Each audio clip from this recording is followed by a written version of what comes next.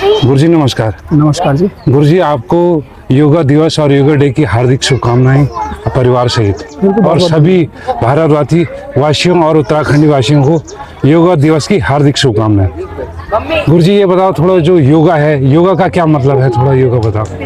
तो योग में जब हम आते हैं तो बेसिकली बात होती है ना, योग दो शब्दों से बना है। अच्छा। योग मतलब जोड़ना। अच्छा। लेकिन प्रश्न ये आता है कि जोड़ना किस चीज को किससे जोड़ना, और ये जोड़ने की जरूरत क्यों पड़ रही है। अच्छा। टूटा कब, अच्छा। क्या टूटना। अच्छा। आत्मा और परमात्मा का मिलन जैसे हम कहते हैं, आत्मा और परमात्मा का मिलन ही योग है। लेकिन आत्मा और परमात्मा मिलेगी कैसे, आपकी इंडिविजुअल सोल उस परमात्मा में कैसे मिलेगी, अच्छा।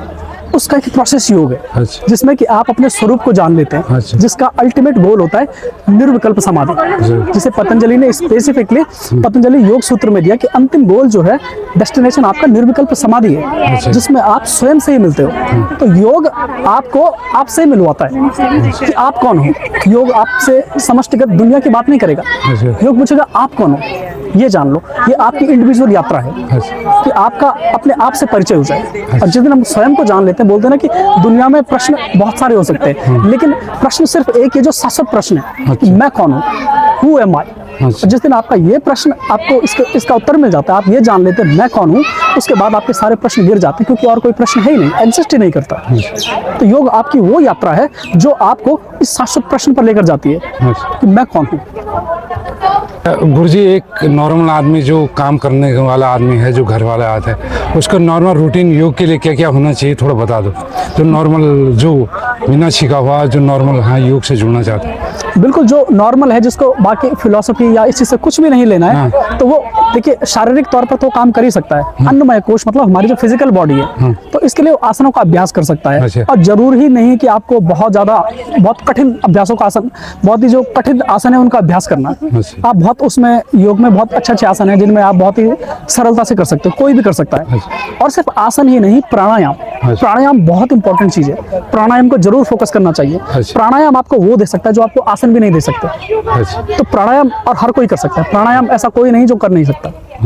तो गुरुजी थोड़ा एक दो प्राणायाम, एक दो आसन के बारे में, जो नॉर्मल आदमी होता है, जिसको जैसे बिजी रहता है, जो कम ना कोई भी हो, हमारा उत्तराखंड का वासी, पूरा भारत देश का वासी, जो भी जो अपने काम में जो अपना टाइम निकाल के हर आधे 15-20 मिनट के अपने घर में कर सकता है, थोड़ा ये बता दो मेरे को कौन कौन से आसन है। बिल्कुल, इसमें आसन का मैं आपको एक बहुत नॉर्मल चीज बताऊंगा, जिसके पास बिल्कुल टाइम नहीं है। 15 मिनट तो मुझे नहीं लगता किसी के पास ऐसा होगा 15 मिनट ना हो। सूर्य नमस्कार है। अच्छा। सूर्य नमस्कार पे साइंटिफिक स्टडीज भी हो चुकी हैं कि इसके कितने सारे फायदे हैं। ये आपके पूरे डीएनए को रीस्ट्रक्चर कर सकता है। तो 15 मिनट आप सूर्य नमस्कार कर लीजिए। उसमें लगभग 8 स्टेप है, 8 फ्लो से आपकी बॉडी गुजरती है। और अगर अष्टांगा का आप सूर्य नमस्कार करते हो, अष्टांगा सन सैल्यूटेशन, तो उसमें 17 स्टेप है। अच्छा। तो अगर आप 5 उसके सेट करते हो तो लगभग 17-85 85 फ्लो के साथ आपकी बॉडी निकल जाती है। अच्छा। या फिर आप क्लासिकल हठ योग का सूर्य नमस्कार करते हो तो उसमें भी लगभग 8 से 9 स्टेप है। अच्छा। अगर कोई कुछ भी नहीं कर सकता है तो अगर 15 मिनट सूर्य नमस्कार कर लीजिए आप, मोर देन इनफ, आपको कुछ करने की जरूरत नहीं पड़ेगी। ठीक है गुरुजी। ये कोई भी कर सकता है। अच्छा। और जो ये नहीं कर सकता है वो प्राणायाम कर ले। अच्छा। प्राणायाम सबसे बेस्ट है। हाँ, प्राणायाम में गुरुजी, प्राणायाम में कौन कौन से, थोड़ा एक दो बता दो हमको। प्राणायाम में जैसे हमारा भस्त्रिका हो गया, भ्रामरी हो गया, भस्त्रिका और भ्रामरी, और अनुलोम विलोम हो गया, नाड़ी शोधन हो गया।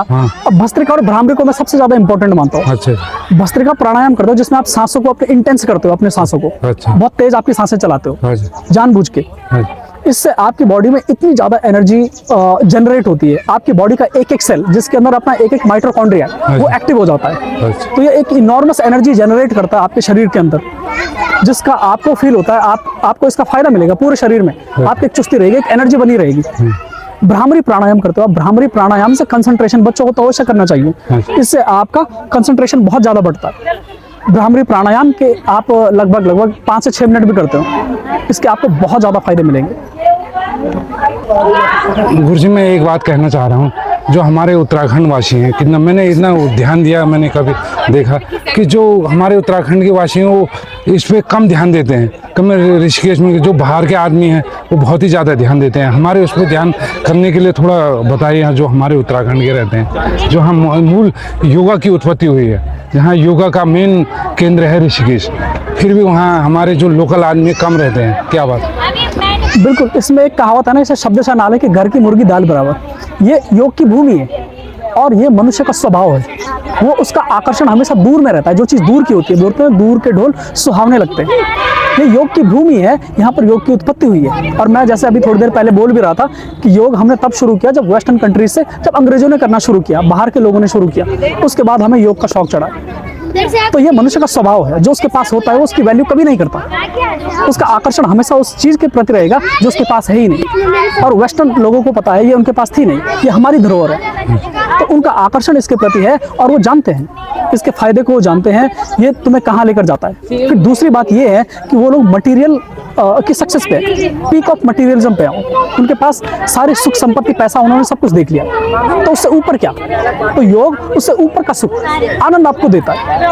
तो हमारे लोग लगातार इसमें इग्नोर करते हैं, लेकिन नहीं करना चाहिए। धीरे धीरे लोगों में अवेयरनेस आ रही है और लगातार लोग योग से जुड़ रहे हैं, तो लगातार जुड़ना चाहिए। और ये बिल्कुल आयरनी है कि अपने लोग यहाँ पर, जबकि योग की भूमि है, यहाँ के लोग बहुत कम करते हैं, बहुत कम, मुझे भी बहुत कम देखने को मिला। हाँ गुरुजी, तो यही एक कारण है उसका। लेकिन धीरे धीरे लोगों में अवेयरनेस आ रही है, और आज भी जैसे इतने सारे लोग थे योग के लिए आए थे, तो ये हमें थोड़ी पढ़ना चाहिए, आसनों तक सीमित नहीं रहना चाहिए, हमें थोड़ी योग के बारे में जानना चाहिए।